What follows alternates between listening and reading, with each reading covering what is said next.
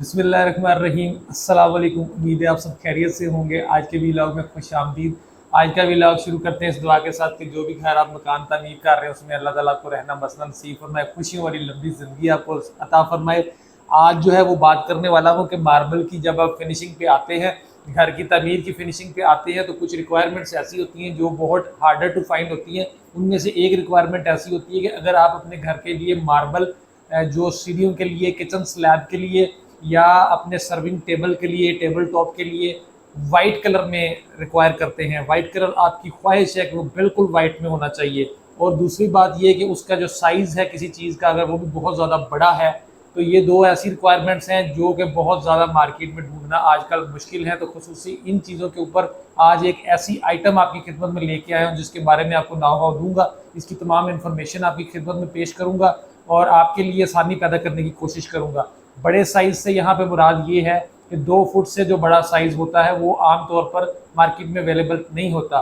मेरी back side पर जैसे ये किचन टॉप आपको नज़र आ रहा है, ये 2 फुट विड्थ के अंदर है। इस 2 फुट चौड़ाई के अंदर बहुत सारी वैरायटियाँ मार्केट में अमूमन अवेलेबल होती हैं, लेकिन 2 फुट से जब जैसे ही आप 2 से ऊपर 2.5 या 3 या उससे ज़्यादा ऊपर चले जाते हैं तो वो वैरायटीज़ बहुत कम हो जाती हैं। बड़ी कम वैरायटीज़ उसके अंदर अवेलेबल होती हैं, ख़ास तौर पर 3 फुट और इससे ऊपर।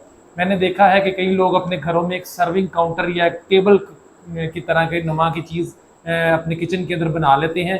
वो 3 फुट या 3 फुट से ज़्यादा होती है और उसके लिए मार्बल ढूंढना फिर बहुत ज़्यादा मुश्किल हो जाता है। तो उन रिक्वायरमेंट्स को पूरा करने के लिए फिर आर्टिफिशियल की तरफ हमें जाना पड़ता है। या कुछ ग्रेनाइट्स ऐसे अवेलेबल होते हैं जिनमें से एक ग्रेनाइट या आर्टिफिशियल ग्रेनाइट स्नो वाइट के नाम से जाना जाता है। इसको आर्टिफिशियल वाइट भी कहते हैं। तो आज इसके ऊपर बात करूंगा और इसकी तमाम आपको खूबियां और खामियां जो सी हैं वो बताते हैं। साथ साथ आपको ये इसकी जो सी तस्वीर है और इसकी वीडियोज़ हैं ये भी आपको साथ साथ दिखाते जाते हैं ताकि आपको पता चल जाए। तो अगर आप बिल्कुल वाइट की शौकीन है, वाइट कलर में शौक रखते हैं, मैं फ्लोर की बात नहीं कर रहा, फ्लोर के अंदर और काफ़ी चीज़ें अवेलेबल होती हैं, आराम से आपको टाइल्स मिल जाती हैं, मार्बल भी ज़्यादा वाइट वगैरह होते हैं। लेकिन टॉप्स खास तौर पर जो टेबल टॉप्स होते हैं 1.25 इंच थिकनेस के अंदर जो होते हैं वो बहुत कम अवेलेबिलिटी है। उनमें से एक ऐसा मार्बल जो आर्टिफिशियल वाइट है, इसके बारे में आज बात करेंगे। तो आर्टिफिशियल वाइट जो है ये बेसिकली इस तरह बहुत बड़ी बड़ी शीट्स के अंदर इंपोर्ट होके आता है। ये ज़्यादातर ये चाइना से इंपोर्ट होता है। ये केमिकल बेस्ड कंपोजिशन होती है, कोई नेचुरल स्टोन नहीं होता। ये एक मतलब कि केमिकल्स को मिला के पहले बनाया जाता है, फिर इसकी एक सरफेस को पॉलिश किया जाता है। इसी वजह से ये आपको यूनिटी में मिलेगी। इसकी काफ़ी सारी शीट्स आपको सेम शेड में, सेम कलर में, सेम डिज़ाइन में मिल जाएंगी मार्केट से। आगे चल के इंशाल्लाह इसकी रेट भी आपको गाइड करता हूँ। फिलहाल ये कुछ देखने में इस तरह का होता है। इसकी जो से कह लें कि थिकनेस है वो 1.25 इंच में ही आती है। और शीट्स के अगर मैं साइज़ की बात करूँ तो वो शीट्स का साइज़ आपको 6 फुट बाई 9 से 10 फुट तक आराम से अवेलेबल मार्केट में हो जाता है। आप अपनी रिक्वायरमेंट के मुताबिक उसको लगा सकते हैं। ठीक है, बात कर लेते हैं कुछ इसके फ़ायदे और कुछ इसके नुकसानात की।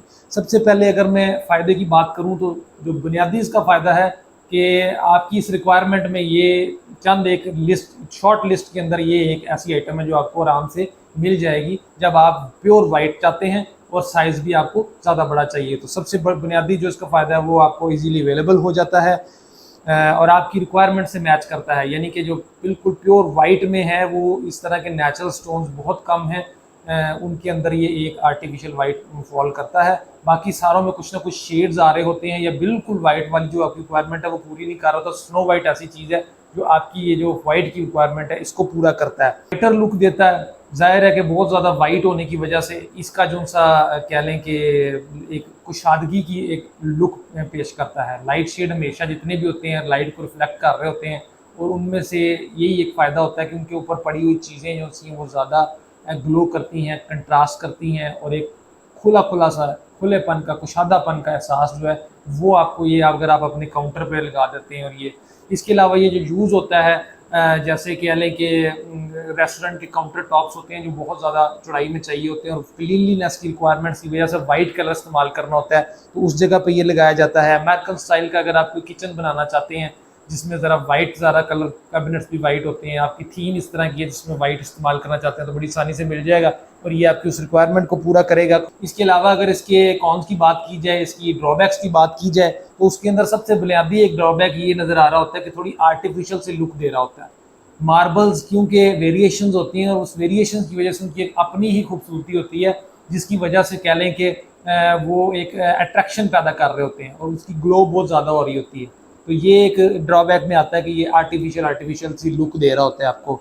इसकी एक बहुत बड़ी कंप्लेंट जो सुनने में मेरे सामने आई है वो ये है कि ये अपना टेम्परेचर की साथ साथ अपनी शेप चेंजेस भी ले आता है, क्योंकि ये आर्टिफिशियल बना होता है तो इसको बहुत सारी कंपनीज बना रही होती हैं। ठीक है, अब आपको पता है कि मार्केट में ग्लास बनाने वाली कंपनी है तो वो लोकल देसी से ग्लास भी बना रही है, उसी में भी आप पानी डाल के पी लेते हैं, वो आपकी रिक्वायरमेंट को तो पूरा कर देता है, लेकिन उसके ग्लास को जो यूज़ मटेरियल किया होता है वो इतना अच्छा नहीं होता, उसकी लुक इतनी अच्छी नहीं आ रही होती है, उसके अपने ड्रॉबैक्स होते हैं।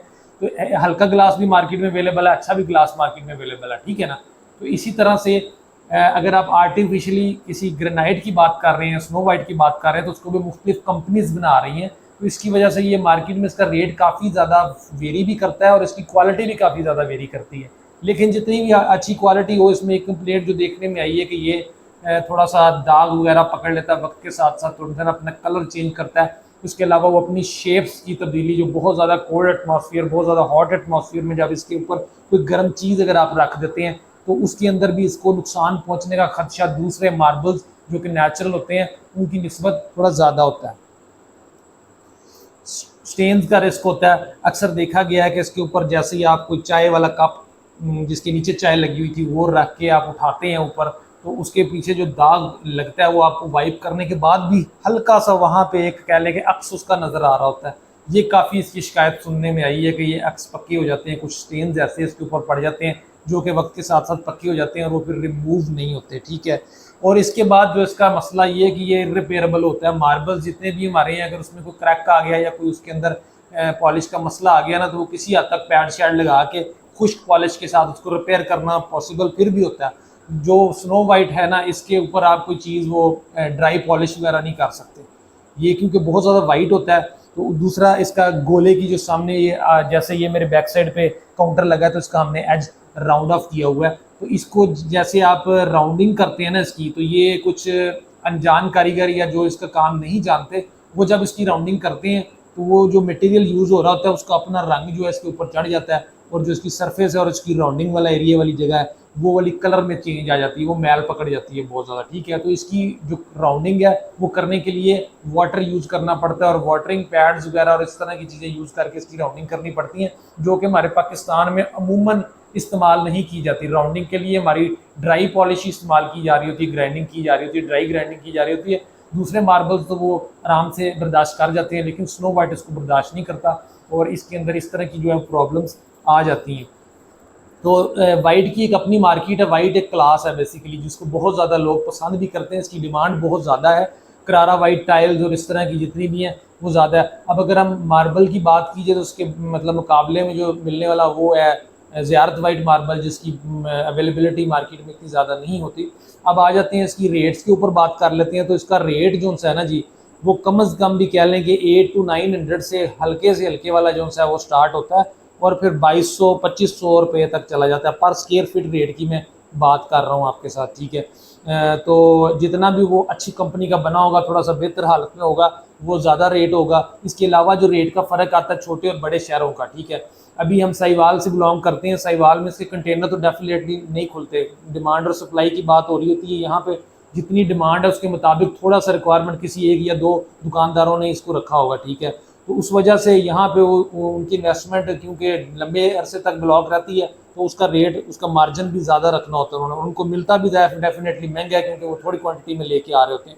इसके बरक्स अगर आप देखें किसी बड़े शहर में, खसूसन लाहौर में, इसका रेट मेरी इस वीडियो से काफ़ी फ़र्क हो सकता है क्योंकि लाहौर एक बड़ा शहर है, एक बड़ी मार्केट है, इस्लामाबाद इसी तरह कराची, तो वहाँ पर इसके कंटेनर्स आते हैं, इम्पोर्ट होके आता है और उसके साथ वहाँ पे उसकी अवेलेबिलिटी बढ़ जाती है। बहुत से लोगों ने रखा होता है, जैसे ही किसी चीज़ की अवेलेबिलिटी बहुत ज़्यादा बढ़ जाती है तो उसका फिर आपको पता है कि रेट थोड़ा कम हो जाता है। तो ये सारी चीज़ें हैं, इसको मैंने कोशिश तो की है पूरी इसको कवर करने की। आपके ज़हन में अगर कुछ सवाल आ रहा है जिससे आप मतलब कि जानना चाहते हैं स्नो वाइट के मुतालिक, तो आप कमेंट सेक्शन में ज़रूर बताइएगा या नंबर पे आप मुझे व्हाट्सअप मैसेज कर सकते हैं। इसके अलावा बहुत से दोस्तों की शिकायत होती है कि भी आप मैसेज रिप्लाई नहीं करते या आप कॉल जवाब नहीं देते। तो ब्रदर्स, बात ये है कि मेरे पास जो है टाइम की बहुत ज़्यादा शॉर्टेज हो जाती है, मैंने काउंटर सेल्स को भी देखना होता है और इसके अलावा मैंने यूट्यूब के ऊपर वर्किंग करनी होती है, मुझे घंटों लग जाता है। इसको वीडियोज़ के कंटेंट को इकट्ठा करते, इसको फिर वीडियो को शूट करते, उसके बाद इसकी एडिटिंग करते, उसको अपलोड करते, काफ़ी ज़्यादा टाइम लग जाता है। उसके अलावा मेरे पास काउंटर सेल्स होती हैं, काफ़ी ज़्यादा मैटर्स होती हैं, तो उसके लिए पेशगी माज़रत चाहता हूँ। अगर कोई दोस्त मैसेज करे या उसका मैं जवाब ना दे सकूँ तो माज़रत चाहता हूँ, प्लीज़ दोबारा कर लिया करें या कॉल कर लिया करें। मैं अपने वक्त के मुताबिक एंटरटेन करने की ज़रूर कोशिश करूँगा। तो ये थी भाई लोग आज की वीडियो। उम्मीद करता हूँ कि इससे आपको कुछ थोड़ा बहुत फ़ायदा ज़रूर हासिल हुआ होगा। अगर फ़ायदा हासिल हुआ, पसंद आई है वीडियो, तो वो लाइक, सब्सक्राइब और शेयर वगैरह का बटन शटन दबा दीजिएगा। दुआओं में मुझे याद रखिएगा। मैं आपके लिए दुआ करता हूँ, अल्लाह ताला आपको लंबी खुशी वाली ज़िंदगी अता फरमाए और अल्लाह ताला आपके घरों में और आपके कारोबारों में बरकत अता फरमाए। आमीन।